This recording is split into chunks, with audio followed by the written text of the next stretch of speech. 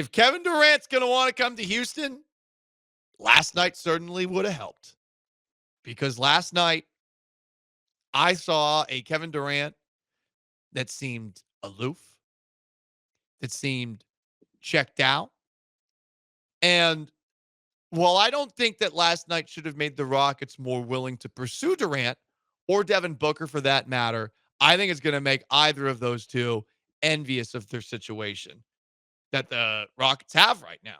Şengün, Green, to the point where we even saw a report after the game from, I think, a local Suns reporter that Devin Booker can be had. I thought he was someone that couldn't be had. Now we're talking 3 first-round picks and someone with upside.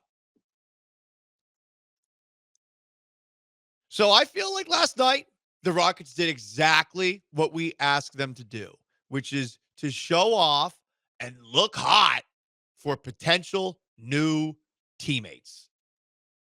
They did wear those lame City Connect jerseys, whatever they are. I forget what the NBA calls theirs, but the ones that could be the old school Rockets logos to catch some mustards, but it's white and black.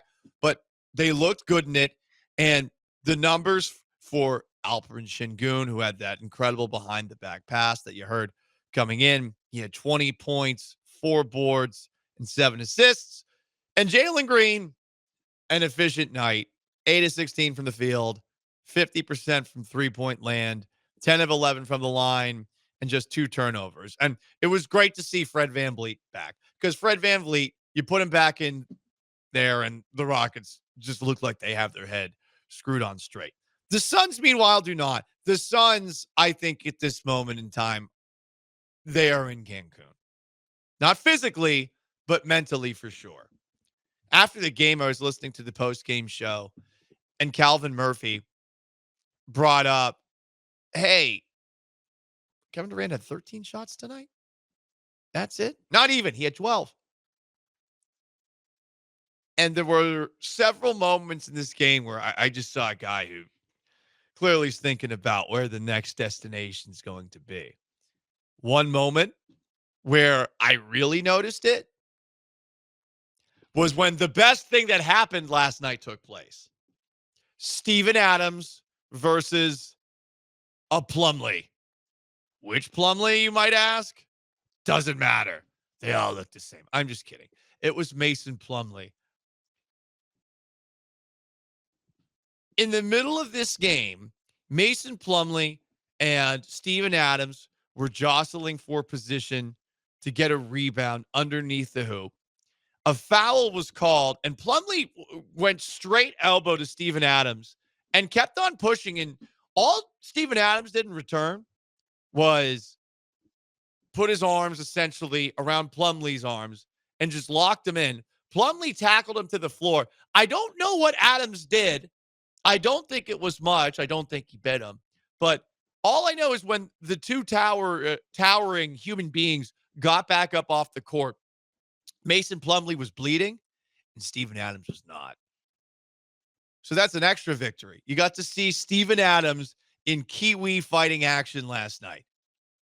And I guess we could have seen a little bit more.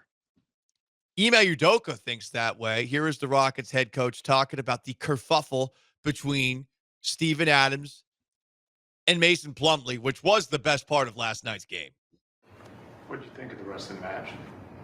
Wasn't much. Steven could do a lot more if he was really trying to wrestle. So, like I said, it looked like they got in a little bear hug and fell down, and I thought that'd be maybe a technical at best, but surprised to be ejected. I was surprised that Adams was ejected as well. He seemed so calm when he got up. And this is one of the moments where I noticed Kevin Durant didn't exactly seem to be very Phoenix sunny. Kevin Durant went up to Steven Adams right after he got off the floor and they talked a little bit. Go back and watch the replay. They chatted. And I think whatever Durant said, it made Adams laugh. So I think that Kevin Durant was on Steven Adams' side there. And he should have been. Go watch the replay. Plumlee's the only guy who should have been ejected there. I think the reason Adams got ejected too is because Plumlee started bleeding. I don't even know how he started bleeding. but I do know I would never want to fight a New Zealander. They do the haka, which is absolutely terrifying. Ever seen that in action? The rugby team does that. And they're doing all these hand movements and and I'm sorry if that's culturally offensive. It's not intended to be. I don't know the actual words to the haka, but Steven Adams would be the guy who is first in the charge of a New Zealand army of men. That's number one New Zealander. Yeah, number one draft pick if you had to draft guys to defend the island. Correct. For war. Hand-to-hand yes. combat, Sean, Steven Adams is number one. Also, the next 17 picks might all be related to Steven Adams because Steven Adams has 18 siblings. 18 siblings? I think a lot of them are half siblings. Gotcha. Okay. Jeez. But yeah. Yeah, he has a ton of brothers 18 full-blooded brothers and sisters. That's a lot of work. There's a grandparent of mine who was check that. One of my great-grandparents on my dad's side was one of 24. I believe that was all by the same woman. And I understand why, because back in the day, when you've got a farm in Prince Edward Island or Nova Scotia, wherever they were, you might have your children taken off by bears or wolves or eagles. I don't know. Or just like whooping cough. Yeah. Or like some little dysentery. Yeah. Right. Some 1800s disease. But Steven Adams was 18. Yeah, his dad fathered 18 kids. Yes, not Steven Adams with 18, but that is a one-man army. Excuse me, that is an 18-man army. Every single Adams, I'm assuming, is over 6 feet tall. The women, the men. 2 of his half-sisters were Olympians. Holy crap. One's a shot putter. Wow. Okay, so yeah. Actually, they're both shot putters. This family truly could have been a family of warlords, a family of... They would have taken over the island back in the day. For sure. I don't know how far back in the day. Maybe the 1600s. Pre-guns. Maybe 1960. I don't know. 1960. Just very recently. Pre-guns, they would have taken over the entirety of the island.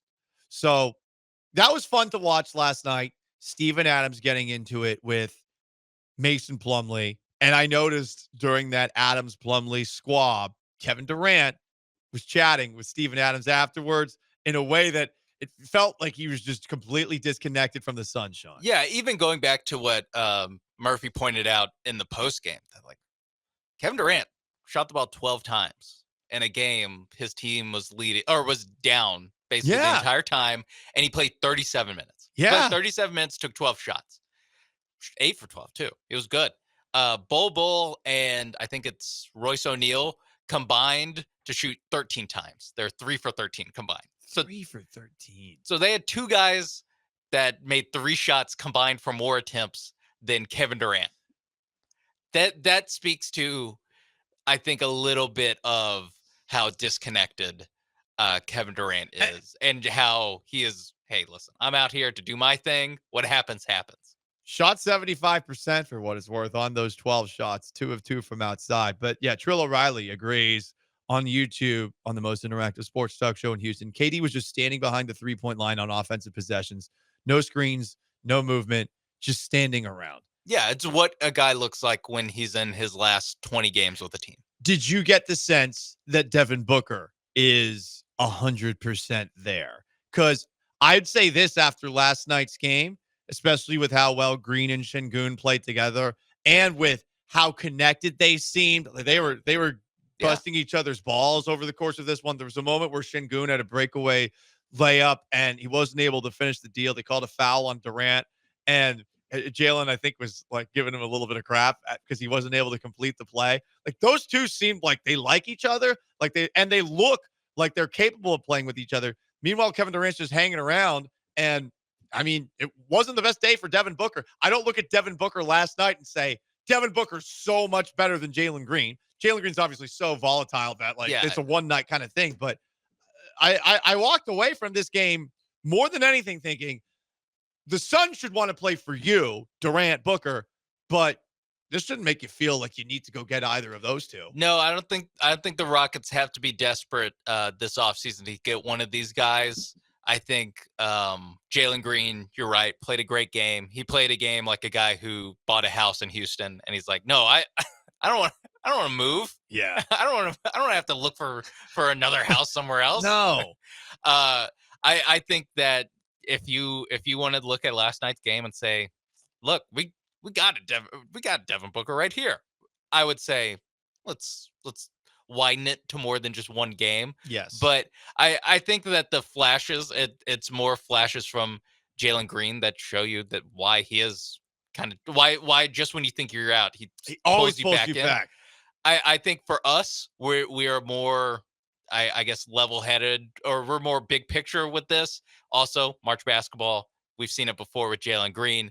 I think for me personally, like, I'm not changing my opinion on Jalen Green too much with anything that happens this regular season. It is the first playoff series that they play.